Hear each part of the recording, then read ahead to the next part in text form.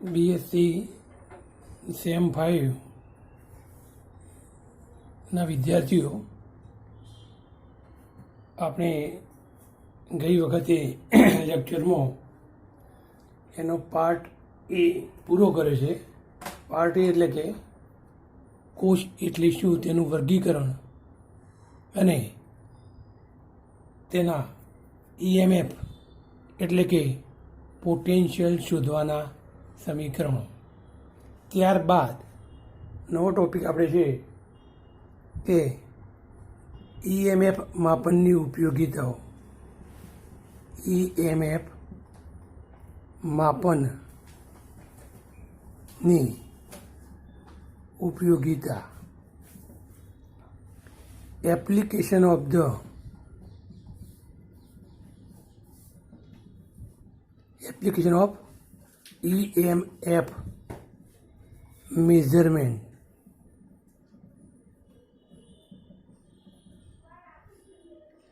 આના અંદર આપણે 4 ઉપયોગિતાઓ છે. નંબર 1, ક્ષારનો જળ વિભાજન અંશ નક્કી કરવા માટે EMF માપનની ઉપયોગિતા. નંબર 2, અલ્પદ્રાવ્ય ક્ષારની દ્રાવ્યતા નક્કી કરવા માટે ઈએમએફ માપનની ઉપયોગિતા. નંબર 3, સંકીર્ણનો સ્થાયિતા અચળાંક નક્કી કરવા માટે ઈએમએફ માપનની ઉપયોગિતા. નંબર 4, નિર્બળ એસિડનો વિયોજન અચળાંક કઈ રીતે નક્કી કરવો તેની ઈએમએફ માપનની ઉપયોગિતા. આમ આપણે પ્રથમ ઉપયોગિતા જે આપણે લઈશું એની આપણે ચર્ચા કરીએ છીએ કે ક્ષારનો જળ વિભાજન અંશ જેને કે હાઇડ્રોક્સી સોલ્ટ નક્કી કરવા માટે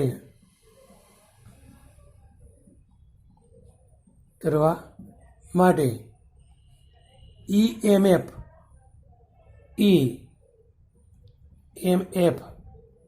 માપનની ઉપયોગિતા.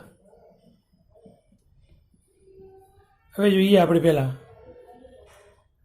ઉપયોગિતાનો મતલબ એ થાય કે એની સમજૂતી આપી એને ઉદાહરણ આપવાનું. શું આપવાની? કોઈ પણની સમજૂતી. શેના દ્વારા? ઉદાહરણ આપવા. એટલે આ 4 ઉપયોગિતામાં મિત્રો દરેકનું ઉદાહરણ આપવું ફરજિયાત છે. કેમ કે જો 5 માર્કનો પ્રશ્ન આવે તો એ પ્રશ્નની અંદર ફક્ત એની સમજૂતી લખશો તો ક્વેશ્ચન શોર્ટ થઈ જશે. તો એની ખાસ સમજૂતી અને ઉદાહરણ બંને, તો દરેક વખત આપણે ઉદાહરણ એનું યાદ રાખવું પડશે. આના અંદર ઉદાહરણના અંદર મેં બંને કોષો લીધા છે. એક કોષ લીધો છે હાઇડ્રોજન ધ્રુવની અંદર એમોનિયમ ક્લોરાઇડ ક્ષાર, અને બીજો અર્ધકોષ લીધો છે કેલોમલ ધ્રુવ, જે આપણે આગળ વર્ણન કરીશું. પણ તો ક્ષાર બનાવો છે મારે, ક્ષાર. તો ક્ષાર હંમેશા એસિડ અને બેઝ બંનેનો બનેલો છે. તો પહેલાં હું ક્ષાર તરીકે ધારો કે લઉં છું કે એક એસિડ લઉં છું, પ્રબળ એસિડ HCl. બીજો નિર્બળ બેઝ લઉં છું NH4OH.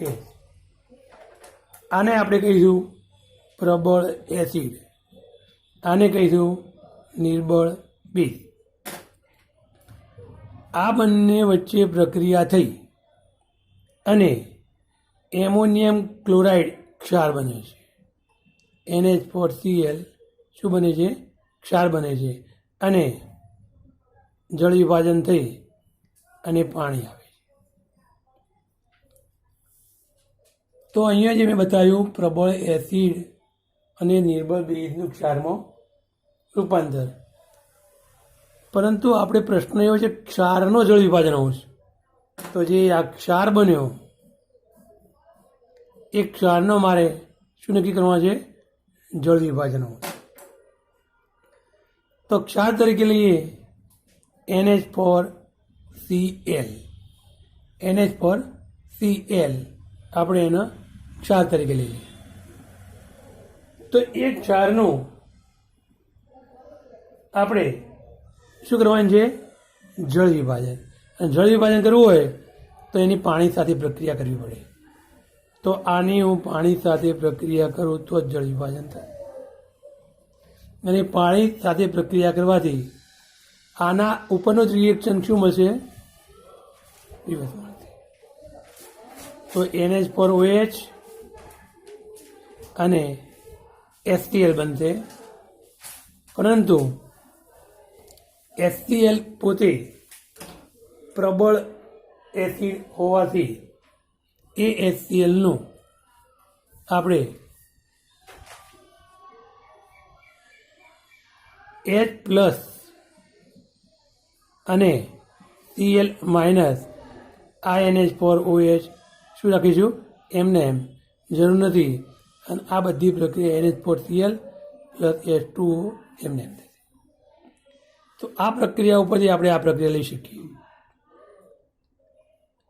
તો આ બંને પ્રક્રિયાઓમાં હવે આપણે જે જૂના 12મા ધોરણમાં ભણી ગયા લો શેટ્રીનો સિદ્ધાંત, તો લો શેટ્રીના સિદ્ધાંતમાં શરૂઆતમાં શું થાય છે જોઈએ આપણે. તો શરૂઆતમાં આ એમોનિયમ ક્લોરાઇડ ક્ષાર, હવે આપણે આનું જળ વિભાજન કરી તો આ બંનેનો મારો ઉપયોગ કરવાનો નથી. એ બંને આપણે સારી રાખીશું. જો એનું જળ વિભાજન કરીએ તો 1 ગ્રામ એમોનિયમ ક્લોરાઇડ ક્ષારને VmL, કેપિટલ VmL લીટર દ્રાવણમાં ઓગળવામાં આવે તો શું પરિસ્થિતિ થાય? તો શું પરિસ્થિતિ થશે? એ એમોનિયમ ક્લોરાઇડનું ધારો કે 1 ગ્રામ વાપરું છું તો આ પ્રક્રિયકો છે અને આ શું છે? નિપજો. શરૂઆતની પરિસ્થિતિમાં પ્રક્રિયકોનું નિપજમાં રૂપાંતર થતું નથી.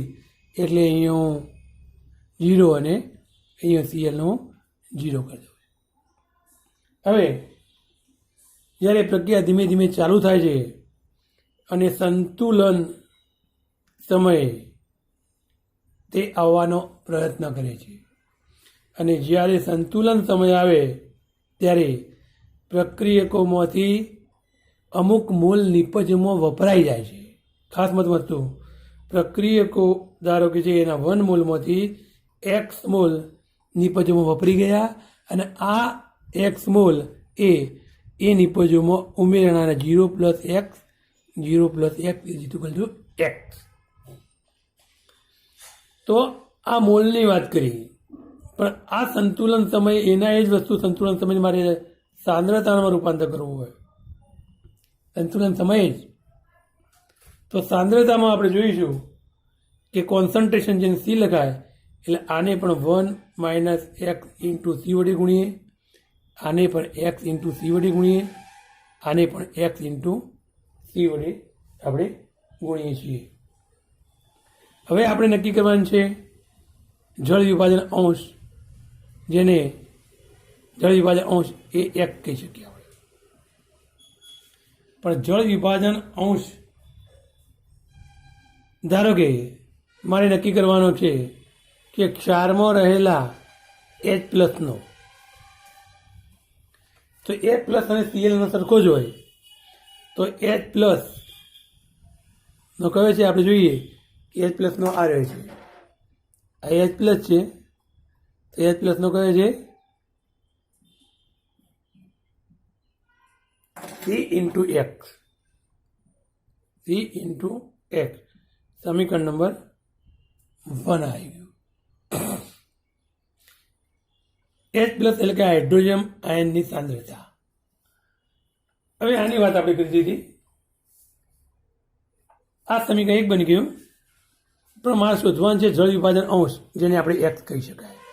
તો અહીંયા Xનું સૂત્ર કરતાં બનાવી દઉં છું. તો X એના સમીકરણ લઈએ આપણે. X = H+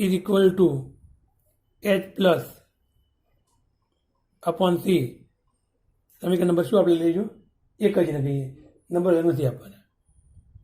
પરંતુ આપણે જ્યારે જળ વિભાજન કરીએ અને ક્ષારનું નિપજમાં રૂપાંતર થાય ત્યારે એનો અચળાંક, ધારો કે કે છે, અચળાંકને આપણે કે કહીએ, આને આપણે પ્રક્રિયકો કહીશું, આને આપણે નિપજો કહીશું.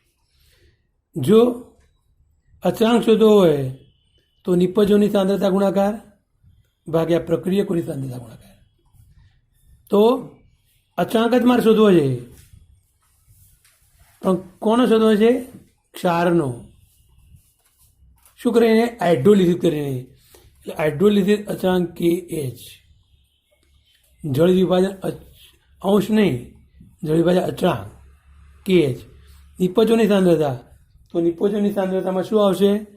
એક H પ્લસ આવશે અને એક Cl માઇનસ આવશે, એટલે કે H પ્લસ Cl માઇનસ. પ્રક્રિયકોમાં શું આવશે? એમોનિયમ ક્લોરાઇડ, એટલે કે NH4Cl ની સાંદ્રતા. તો આના ઉપરથી આપણે આ બંને મૂલ્યો અને આ મૂલ્યોનું મૂકીએ છીએ. તો KH is equal to H plus બરાબર X ઇન્ટુ C ગુણ્યા Cl બરાબર X into C divided by ammonium chloride માટે 1 minus X into C, 1 minus X into C. હવે જોઈએ કે બંને ઉપર નીચે C સરખા છે, હું ઉડાડી દઉં છું.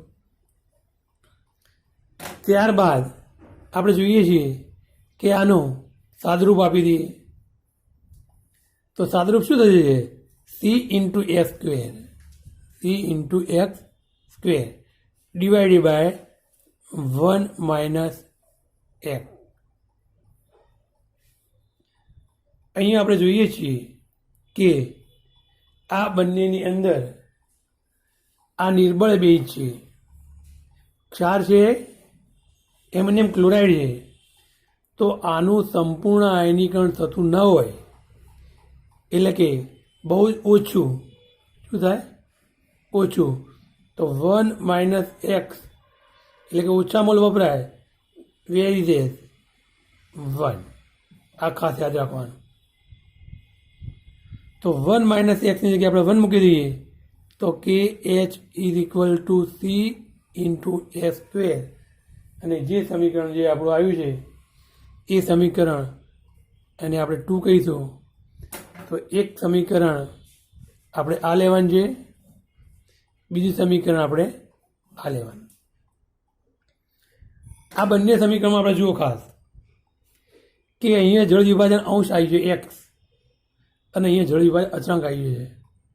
પ્રશ્ન એવો છે ક્ષારનો જળ વિભાજન અંશ નક્કી કરવો, તો મારે X નક્કી કરવો છે. પરંતુ ઘણી વાર પ્રશ્ન પૂછ્યો હોય જળ વિભાજન અંશ અને અચળાંક નક્કી કરવાનો, તો મારે KH નક્કી કરવું પડે. આટલી સમજૂતી સમજાવ્યા પછી જો બુકમાં આપણે આપેલું છે 1/V એટલે X/V આપ્યું છે. આવું આપી છે. કંઈક શું આપ્યું છે? X/V, X/V આપી છે. પણ 1/V is equal two C, 1/V is equal two C. એટલે મેં અહીંયા C મૂક્યો છે, અહીંયા C મૂક્યો છે, આમાં X/V આવે, જે આપણે લઈ શકીએ. તો આ ફક્ત એની સમજૂતી છે કે આ સમજૂતી ઉપરથી મારે મેં આગળ બતાવી દઉં કે સમજૂતી માટે અવશ્ય ઉદાહરણ આપવું પડે. તો એ ઉદાહરણ માટે હું એક કોષ્ટ લઈશ. શું કે એક્સની કિંમત શોધવા માટે. ઉદાહરણ શા માટે? ખાસ એક્સની કિંમત શોધવા માટે ઉદાહરણ લેવું પડશે.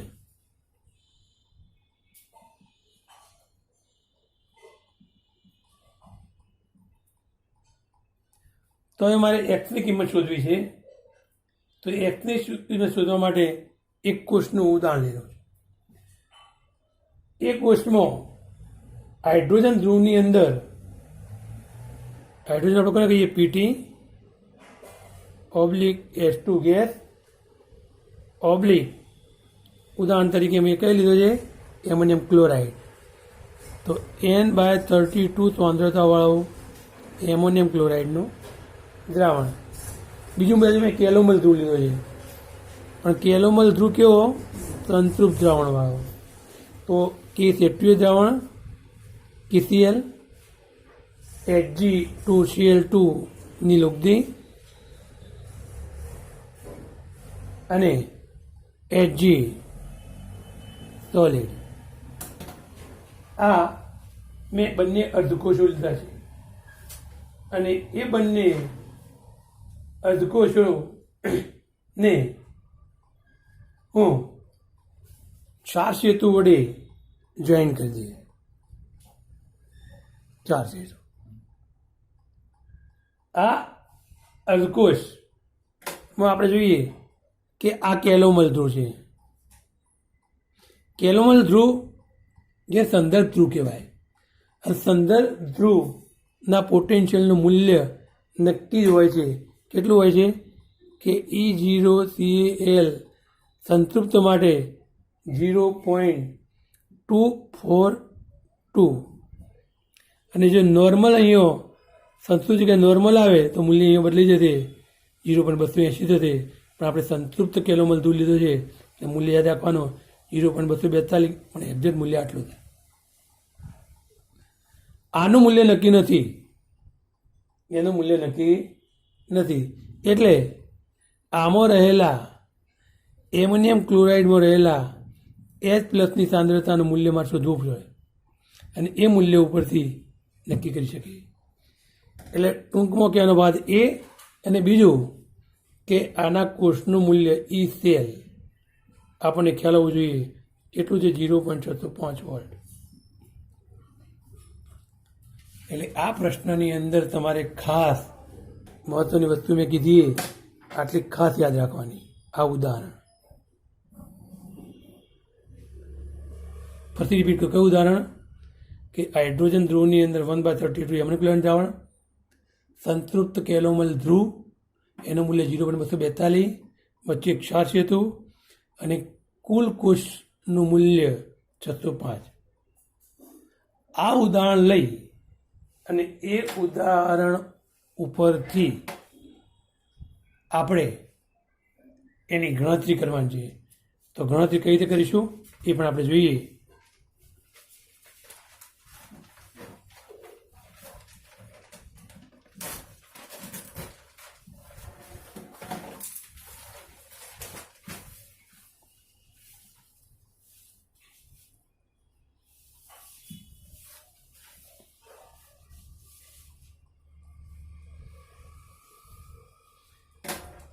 તો જે ઉપર બંને આપણે કોષ લીધા છે, અર્ધકોષ લીધા છે, એક કોષની અંદર E-cell is equal two E oxidation લખો અથવા EL લખો, જે લખવું હોય, અને E રિડક્શન. તો આ ઓક્સિડેશન છે અને આ શું છે, રિડક્શન છે. આ બંનેનું હું કોષના આધારે મૂલ્ય મૂકી દઉં. E-cellનું મૂલ્ય કેટલું છે, 0.605. એટલે 0.605 ઇઝ ઇક્વલ ટુ E ઓક્સિડેશનનું મૂલ્ય આપેલું નથી, E રિડક્શનનું મૂલ્ય 0.2422. E ઓક્સિડેશન કેમ નથી આપ્યું, એના અંદર ક્ષાર આપેલો છે અને ક્ષારમાં રહેલા H+ની સક્રિયતા મારે નક્કી કરવી છે. તો એના માટે મારે નષ્ટનું સમીકરણ E0S2 minus 0.059N log AH+ નષ્ટનું સમીકરણ મૂકવું પડે. આ નષ્ટની સમીકરણની અંદર આપણે જોઈએ તો એના અંદર આ મૂલ્ય આપણને ખ્યાલ છે દરેકને કે પ્રમાણિત hydrogen Dhruv E0S2 is equal two શું છે, 0.01. એ મૂલ્ય હું મૂકી દઉં છું. આનું મૂલ્ય 0 થઈ જશે, આ પ્લસ આગળ આવશે અને માઇનસ નીચે આવશે. તો 0.605 ઇઝ ઇક્વલ ટુ લઈ લઉં શું લઈ લઈશ? Minus 0.059 log of A plus 0.242. હવે મારે log h પ્લસના સૂત્ર કરતાં બનાવવા છે. આને અહીંયા લઈ લો, આને અહીંયા લઈ લો તો 0.059 log of A plus is equal two 0.2422 minus 0.605 minus 0.605. હવે આપણે જોઈએ એ બંનેની બાદ બાકી કરી દઈએ. તો જે બંનેની બાદ બાકી આપણે લઈએ તો કેટલી આવશે? માઇનસ, આ મોટી કિંમત છે એ માઇનસ 0. કેલ્ક્યુલેટર લઈ લો ને કેલ્ક્યુલેટર બાદ બાકી કરો 3628. અહીંયા આનો સૂત્ર કરતાં બનાવી દેવો છે તો log ઓફ એ પ્લસ આ ભાગાકારમાં જશે તો માઇનસ ભાગાકારમાં 0.059 તો log એ પ્લસનું મૂલ્ય શું થશે? ઇઝ ઇક્વલ ટુ માઇનસ આ બંનેને કેલ્ક્યુલેટર ભાગી કાઢો. કોને કોને ભાગશો કે 0.3628 ડિવાઇડેડ બાય 0.059 જ્યારે એને કેલ્ક્યુલેટર ભાગાકાર આવશે માઇનસ 6.1491 આ એનો ભાગાકાર આવશે. એ ભાગાકાર આપણે લઈ લીધો પછી અહીંયા લોગ છે, અહીંયા માઇનસ છે, તમારે લોગને એન્ટી લોગ કરવું છે કે એ H plus is equal to anti log of minus 6.1491. આનું કેલ્ક્યુલેટરનો ઉપયોગ કરો તો શિફ્ટ લોગ કરશો એટલે એન્ટી લોગ થઈ જશે. તો એનું મૂલ્ય કેલ્ક્યુલેટર વડે કેટલું થશે? એ H plus is equal to 7.7.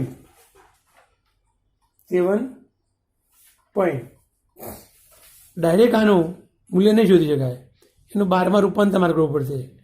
એટલે એન્ટી લોગ ઓફ 1491. હવે આપણે જોઈએ કે આનું કેલ્ક્યુલેટર વડે રૂપાંતર કરીએ તો શું થશે? 7.04094 ગુણ્યા 10⁻⁻7 અને આ સમીકરણ આવશે જેને આપણે શું કહી શકીશું? એચ પ્લસની સાંદ્રતા 7.094 ગુણ્યા 10⁻⁻7 સમીકરણ નંબર 3.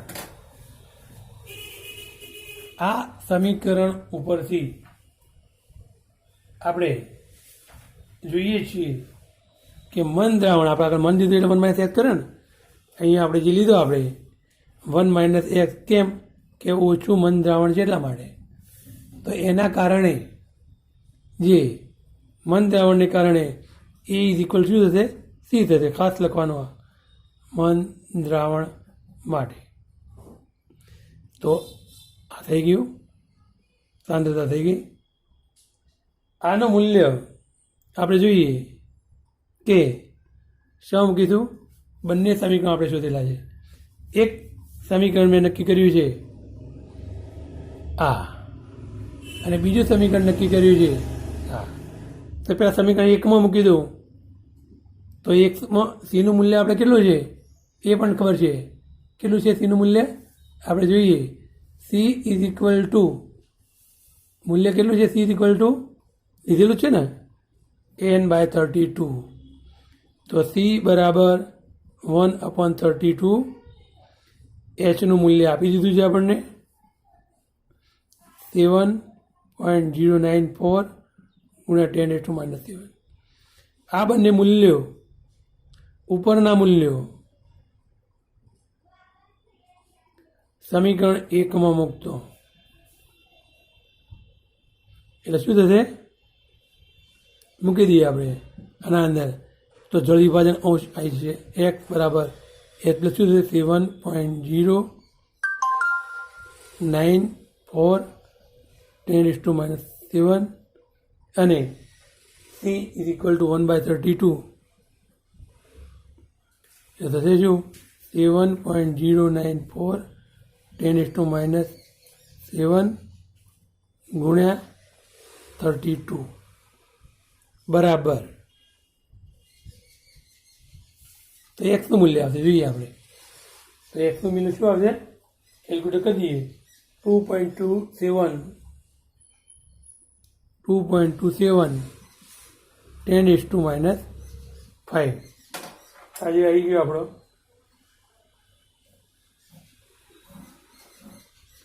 જળ વિભાજન અંશ શું કહેવાય ને જળ વિભાજન અંશ પ્રશ્ન મિત્રો મેં એવો જ કીધો છે કે EMF માપનની ઉપયોગિતા નક્કી કરવા માટે ક્ષારનો જળ વિભાજન અંશ જ નક્કી કરે છે પણ કેટલી વખત જળ વિભાજન અંશ અને જળ અચળાંક એવો પ્રશ્ન પૂછે તો અચળાંક પણ આપણે જોઈ લઈએ અહીંયા તો એનું જે અચળાંકનું સૂત્ર સમીકરણ નંબર 2 આપણે આપેલું છે એ બેની અંદર સી અને એક્સ ઉપર જે કિંમતો આવી છે એ મૂકી દઈએ આપણે તો કે એચ બરાબર CX² સી બરાબર 1/32 અને એક્સ બરાબર 2.27 ગુણ્યા 10⁻⁵ નો વર્ગ તો કેલ્ક્યુલેટરથી આપણે જોઈએ આનો વર્ગ કરી દઈએ અને આને 2 વડે ભાગી કાઢીએ આપણે તો એનું મૂલ્ય આવશે 1.61 કેલ્ક્યુલેટર જોઈએ 1.61 ગુણ્યા 10⁻⁹ જે આપણે આવશે એ જળ વિભાજન અચળાંક તો આ રીતે આપણે પહેલી ઉપયોગિતા એ પૂરી કરી છે અને એ ઉપયોગિતા એ પ્રશ્ન 2 રીતે પૂછી શકાય મેં 2 રીતે આમાં જણાવે છે કે પહેલો એ રીતે કે ક્ષારનો જળ વિભાજન અંશ નક્કી કરવા માટે EMF ઉપયોગિતા બીજી રીતે પૂછી શકાય કે ક્ષારનો જળ વિભાજન અચળાંક નક્કી કરવા માટે EMF માપનની ઉપયોગિતા તો આ એક માહિતી હવે એની જનરલ માહિતી હું આપી દઉં એમાં ખાસ મહત્ત્વના કયા મુદ્દા યાદ રાખવાના એક તો ક્ષાર બનાવવાનો આપણે જે આ બંને ઉપરથી ક્ષાર બનાવે ક્ષારનું પાણીમાં જળ વિભાજન કરવા માટે અને જળ વિભાજન કરીએ તો આપણે પ્રબળ એસિડનો જ ઉપયોગ કરવાનો છે આ બંને લેવાનું નથી ખાસ ઉપયોગિતા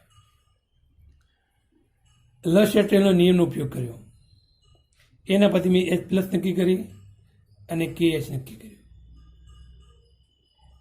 આ બંને નક્કી કર્યા પછી સમજૂતી થઈ ગયા પછી આપણે એનો કોષ આ ખાસ યાદ રાખવાનો કોષ તો કોષમાં કઈ યાદ રાખશો આમાં એક બાજુ પ્રમાણિત હાઇડ્રોજન ધ્રુવની અંદર 1/32 ની એમની ક્લોરાઇડ દ્રાવણ અને બીજી બાજુ સંતૃપ્ત KCl ધરાવતો કેનોમલ ધ્રુવ અને વચ્ચે ક્ષાર સેતુ આમાં કેનોમલ ધ્રુવના પોટેશિયમ મૂલ્ય નક્કી છે 0.2422 અને કુલ કોષપટલનું મૂલ્ય 0.605 આપણે યાદ રાખવાનું અને પછી તો જે આપણે આ મેથેમેટિકલ ગણતરી કરી ઓક્ટેપ્લસ રિડક્શનની ગણતરી કરી અને એક્સ અને સીનું મૂલ્ય આપણે લાવી દેવાનું તો આ ઉપયોગિતા નંબર 1 પછી હવે આપણે બીજી ઉપયોગિતા જોઈશું નંબર 2 એની વાત આપણે કરીએ તો એ જોઈએ નંબર 2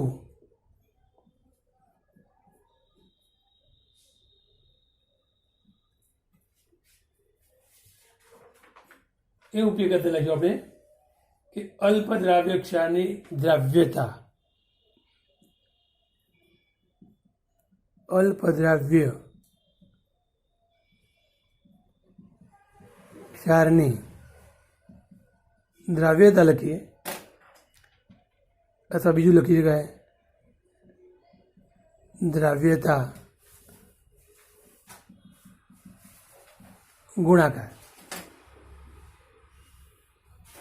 દ્રાવ્યતા ગુણાકાર નક્કી કરવા માટે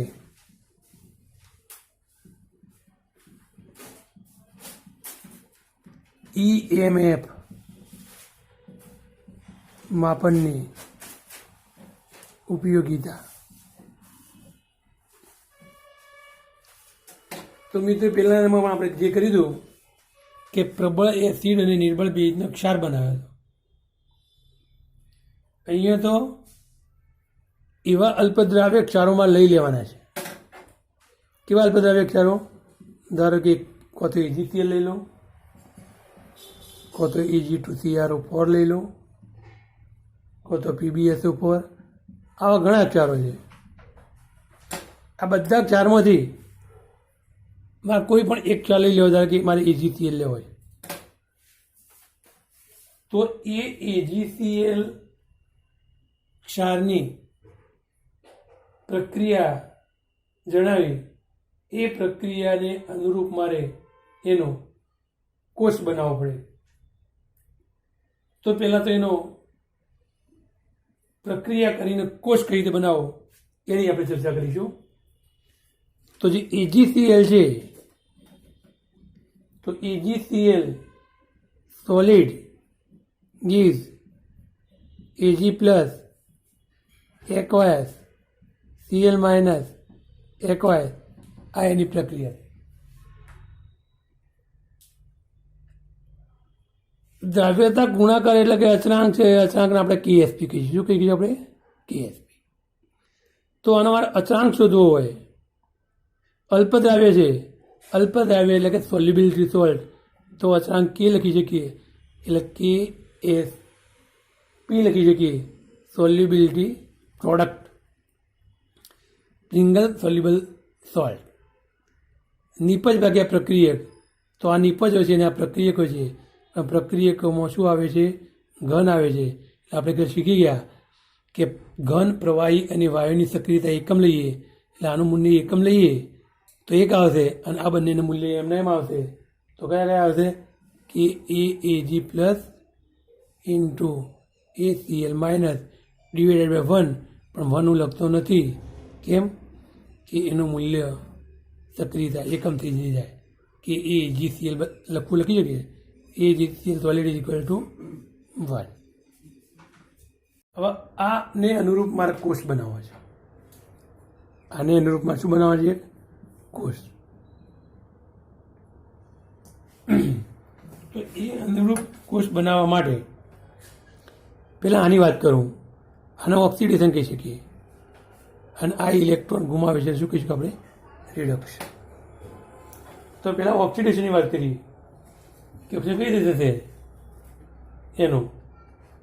તો Ag solid gives Ag plus aqueous plus electron minus, એને આપણે શું કહી કહીશું? ઓક્સિડેશન. આનું રિડક્શન થઈ જશે. આનું ઓક્સિડેશન થઈ ગયું, આનું શું થાય? રિડક્શન.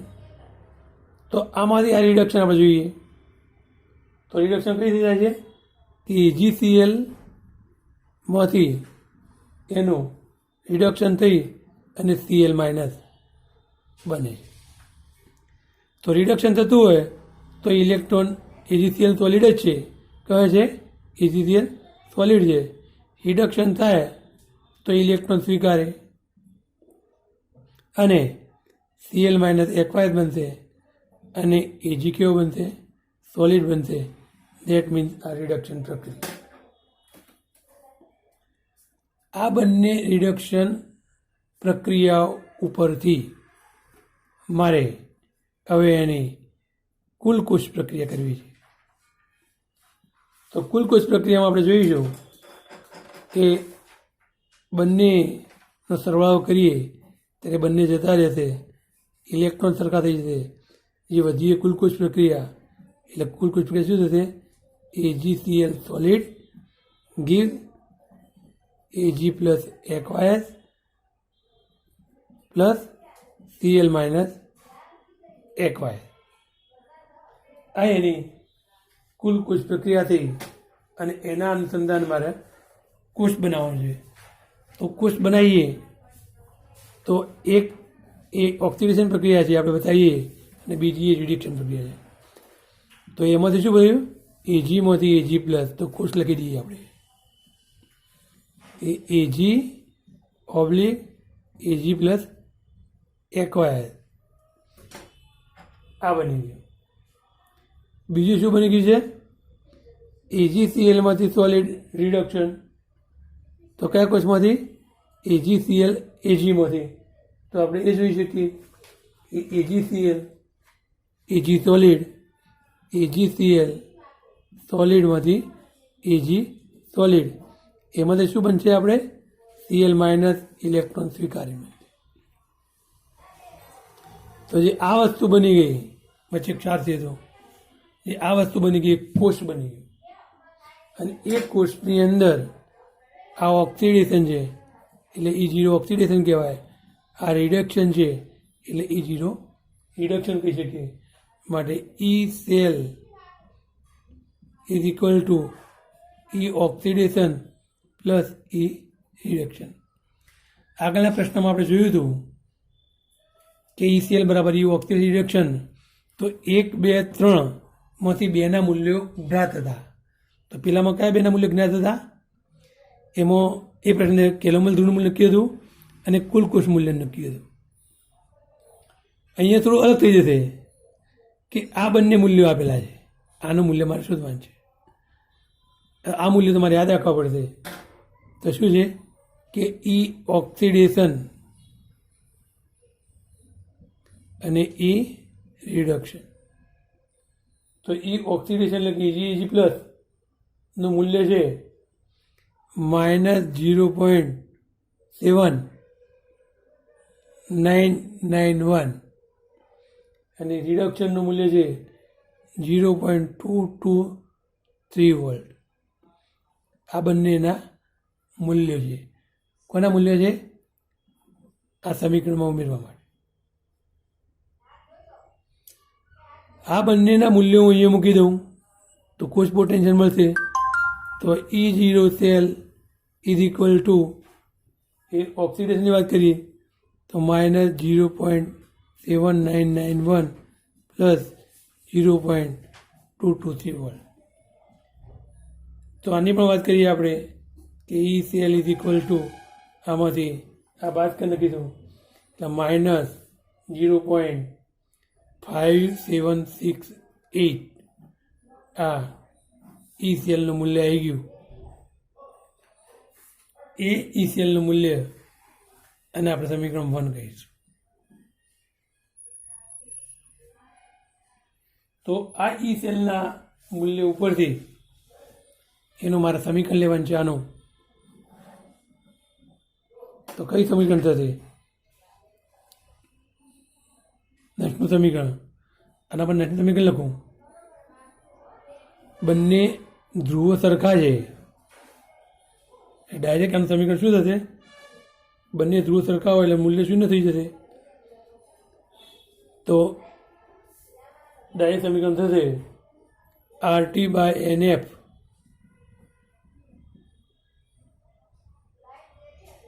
ln KSP. આમ તો શું થાય?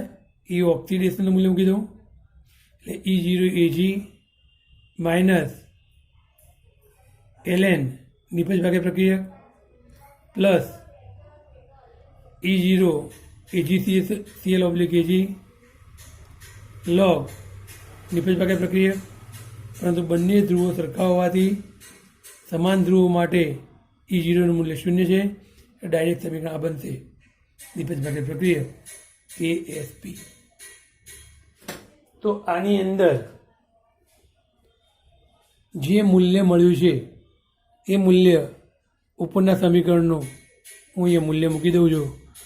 તો E બરાબર આરનું મૂલ્ય ખબર હોય, ટીનું મૂલ્ય ખબર હોય, N એ ઇલેક્ટ્રોનનો ફેરફાર જે 1 છે 96,500 છે એટલે 0.059 log ઓફ KSP. હવે હું એનું મૂલ્ય મૂકી દઈશ, અથવા તો KSP મૂલ્ય શોધવું હોય તો શું થશે કે log KSP is equal two 0.059 ભાગ્યા E સેલ. E સેલનું મૂલ્ય આપણે આગળ 1 માં આપી દીધું છે.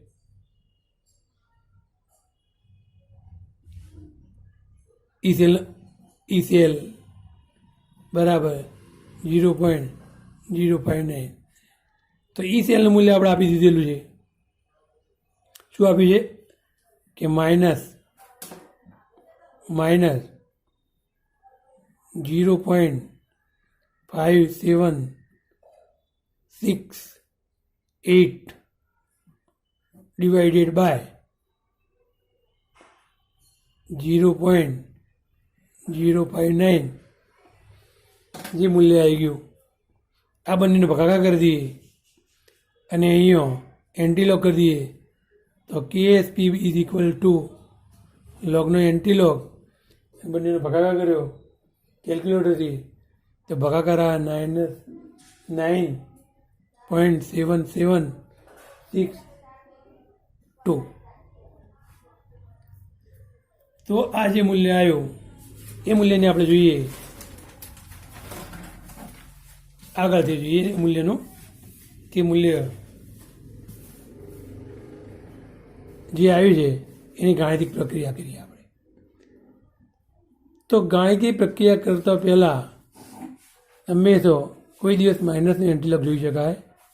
બુકમાં જોઈએ આપણે તો પણ આપણે કરી શકીએ કે KSP is equal two antilog of -9 12માં રૂપાંતર કરીએ એટલે કે અહીં એક આંકડો વધારી એક બાદ કરી નાખીએ 10 ઇઝ ઇક્વલ ટુ 2238. કેલ્ક્યુલેટરથી એની આપણે ગણતરી કરી શકીએ.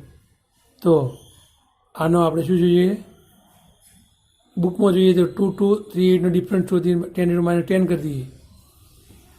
કેલ્ક્યુલેટર શોધવો હોય તો શિફ્ટ ઇન્ટુ લોગ કરીને ડાયરેક્ટ આ મૂલ્ય આવી જશે. તે મૂલ્ય હશે 1.674 10⁻⁻10. આ KSPનું મૂલ્ય એ સમીકરણ 2 થઈ ગયું. હવે ખાસ મહત્વની વસ્તુ છે કે મેં તો KSP શોધ્યો. પ્રશ્નની અંદર બંને વસ્તુ છે, દ્રાવ્યતા અને દ્રાવ્યતા ગુણાકાર. દ્રાવ્યતાને આપણે S કહીએ અને આને આપણે કહીશું KSP. તો મારે KSP ઉપરથી S નક્કી કરવું છે. દ્રાવ્યતા અને KSP તો બંને વચ્ચે સંબંધ શું છે? What is the relation between S to KSP? બંને વચ્ચેનો સંબંધમાં નક્કી કરવો છે. તો બંને વચ્ચેનો સંબંધ આપણે જોઈએ 12માં આગળ થઈ ગયા કે S√KSP. એ સમીકરણ આપણે કહીશું સમીકરણ નંબર 3. તો 3નું મૂલ્ય આમાં મૂકી દઉં √1.674 10⁻². તો આપણે જોઈએ આનું વર્ગમૂળ 10⁻10નું 10⁻- થઈ જશે. આનું કેલ્ક્યુલેટર વર્ગમૂળ કરી દઈએ તો એનું વર્ગમૂળ આવશે 1.293. તો આ મૂલ્ય આવ્યું સોલ્યુબિલિટીનું, એ સમીકરણ નંબર આપણે 4 કહી શકીએ છીએ. આમ અલ્પદ્રાવ્ય ક્ષારની દ્રાવ્યતા અને દ્રાવ્યતા ગુણાકાર નક્કી કરવા માટે મેં આપણે કીધા. એટલે એનું ચોક્કસ મૂલ્યો મારે લેવા હોય તો આ મૂલ્યો નક્કી કરવા માટે મારે એના ખાસ કોષ યાદ રાખવો પડે. આ ચાર ઉપયોગિતાઓ મેં આગળ પરથી રિમાઇન્ડ કરું છું. જળવિભાજન અંશ, અલ્પદ્રાવ્ય ક્ષાર, સંકીર્ણનો સ્થાયીતા અચળાંક અને નિર્બળ એસિડ વિજનતા. આ 4 ઉપયોગની અંદર દરેક વખત કોષ તમારે યાદ રાખવો પડશે. તો પેલાની અંદર જે આપણે કોષ લીધો હતો ક્ષારમાં, હું રિમાઇન્ડ કરું, કયો કોષ છે? તો પ્રમાણિત હાઇડ્રોજન ધ્રુવની અંદર એમોનિયમ ક્લોરાઇડનું દ્રાવણ, એક અર્ધકોષ, બીજો અર્ધકોષ સંતુલિત દ્રાવણ કેલોમલ ધ્રુવ અને વચ્ચે ક્ષાર સીધો. આના અંદર થોડો અલગ પ્રકારનો કોષ છે કે બંને અર્ધકોષ એ સિલ્વર ક્લોરાઇડના છે. એક અર્ધકોષમાં ઓક્સિડેશન થાય છે અને બીજા અર્ધકોષમાં રિડક્શન થાય છે. પેલાની અંદર આ 3 મૂલ્યની અંદર આ બંનેનું મૂલ્ય આપેલું હતું, જ્યારે આ પ્રશ્નની અંદર આ બંનેનું મૂલ્ય આપેલું છે. ટૂંકમાં 1, 2, 3 ના મૂલ્યોમાંથી કોઈ પણ બંનેના મૂલ્યો આપ્યો હોય તો એકનું મૂલ્ય ગણતરી કરી શકીએ. એટલે આ બંનેને મૂલ્ય આપ્યો હોય તો આની ગણતરી આપણે કરી શકીએ. આ ફક્ત એનું ઉદાહરણ જ છે. હવે એનો આ કોર્સમાં મેં ઉપયોગ કર્યો. અહીંયા નષ્ટનું સમીકરણ વાપરેલું આવી ગયું. એ નષ્ટના સમીકરણ આનું મૂલ્ય મૂકી દીધું, ગાણિતિક પ્રક્રિયા કરી અને એનું આપણે જોઈએ તો કેએસપીનું મૂલ્ય મળી ગયું. આ કેએસપીનું મૂલ્ય મળી ગયું તો આપણને ખબર છે કે દ્રાવ્યતા અને દ્રાવ્યતા ગુણાકાર વચ્ચે શું સંબંધ રહેલો છે? તો S is equal two √ KSP, એટલે કે દ્રાવ્યતા એ દ્રાવ્યતા ગુણાકારના વર્ગમૂળના સમપ્રમાણમાં હોય છે. S is equal two √ KSP. ઉપર આવેલા દ્રાવ્યતા ગુણાકાર મૂલ્ય અહીંયા મૂક્યું, દ્રાવ્યતા મૂલ્ય આવ્યું. આ રીતે આ પ્રશ્નની અંદર આપણે અલ્પ દ્રાવ્ય ક્ષારની દ્રાવ્યતા નક્કી કરી દીધી છે. આમ આપણે આ લેક્ચરની અંદર બંને પ્રશ્નો, બંને થિયરીઓની તબક્કાવાર છણાવટ કરી એ બંને પૂરી થયા કે પછી આપણે આવતા લેક્ચર પીરિયડમાં અલગ અલગ બીજી બંને લઈશું. કઈ લઈશું એ તમને કહી દીધી, એક વાર તો કહી દીધી, બીજી વાર રિમાઇન્ડ કરું છું કે સંકીર્ણ સ્થાનનો સ્થાયીતા અચળાંક નક્કી કરવો, અને બીજો આપણે નિર્બળ એસિડનો વિયોજન અચળાંક નક્કી કરવા માટેની ઉપયોગિતા. આમ આ યુનિટની અંદર ફક્ત હવે આ બંને થિયરીઓ બાકી રહી છે. એ બંને થિયરી આપણે આવતા લેક્ચરમાં પૂરી કરીશું અને આના ઉપરના થોડા દાખલાઓ લઈશું. એ દાખલાઓ આપણે જે થિયરી એટલે કે ચલાવી છે, જે થિયરી, એ થિયરીના થોડા સૂત્રો તમે યાદ કરી દેજો, અથવા તો તમારી અંદર આવેલો જે લેક્ચરનો વિડીયો એ જોઈ અને એક બધી થિયરીઓના ભેગા એક સૂત્રો નોટ કરી દેજો. આવતી વખત આ બધા સૂત્રો હું તમને રિમાઇન્ડ કરીશ અને આ સૂત્રો ઉપરથી આપણે એક્ઝામ્પલની ગણતરી કઈ રીતે કરવી તેની ચર્ચા કરીશું. પરંતુ લોગ ટેબલ અથવા કેલ્ક્યુલેટરનો ઉપયોગ તમને અવશ્ય આવડવો જોઈએ. બંને પરીક્ષામાં એલાઉ છે, કેલ્ક્યુલેટર તો લોગ ટેબલ. તો બંનેમાંથી કોઈનો એકનો ઉપયોગ શીખતો તો ચાલશે, પરંતુ આ લેવલથી MSc સુધી તમારે કેલ્ક્યુલેટર અને બંનેનો ઉપયોગ કરવો પડશે.